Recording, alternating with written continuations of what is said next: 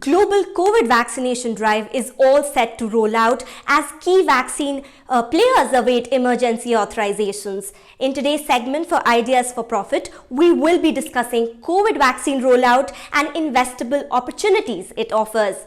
Global frontrunners are Pfizer and Moderna, but likely immediate choice are the vaccine candidates from Serum Institute, Russia's Gamaleya, Zydus Cadila and Bharat Biotech. Serum Institute, in collaboration with AstraZeneca, would be ready with a stock of 200 million doses of its COVID vaccine by Jan 21 and is ramping up capacity. Next in line is Sputnik V vaccine from Gamaleya, which is undergoing clinical trials through Dr. Reddy's and has manufacturing tie-up with Hetero Drugs. If we move beyond the frontline companies in COVID vaccine, there are several entities in India well set for contract manufacturing. Aurobindo Pharma and Wockhardt demands attention in this space.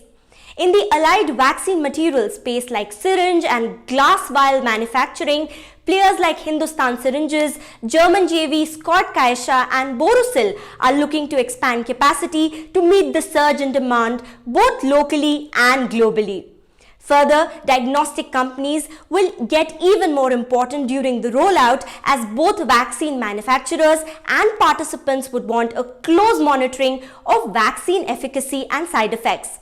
Companies such as Thyrocare and Dr. Lal Path Labs should benefit from this volume opportunity. As we go down the value chain, it becomes apparent that storage and distribution, which would require cold chains and present new challenges and opportunities.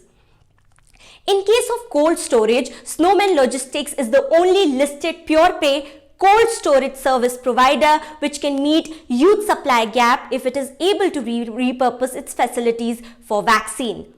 Large logistics players such as Future Supply, TCI, Gati, Mahindra Logistics have a small presence in cold chain, which supplements their existing business lines. Among cold chain equipment providers, Blue Star is prominent with 70% market share in pharma cold chain products and appears ready to ramp up supply.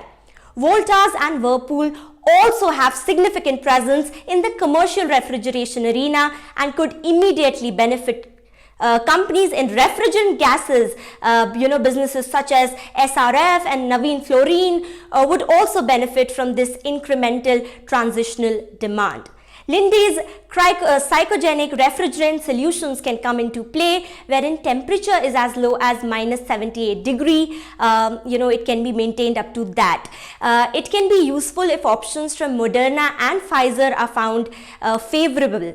The bigger challenge is reaching the hinterland and the availability of refrigerated vans, trucks, also known as reefers. Given that only a minuscule percentage of the existing logistics fleet consists of reefers, a large-scale upgradation exercise of vehicles would be required to meet the need of temperature-controlled transportation. This may benefit leading auto companies. We also see multiple logistics collaborations to be announced shortly for a smooth cold chain arrangement. For instance, Snowman Logistics and SpiceJet have announced an MOU for jointly engaging in distribution of COVID vaccine both domestically and internationally. In the end, a mega administrative drive like this as effective, robust electronic intelligence would be required. Innovative Indian IT companies are ready with vaccine management solutions that can find takers globally. Simplus, an Infosys company in collaboration with Salesforce, has created a vaccine management solution which demands attention.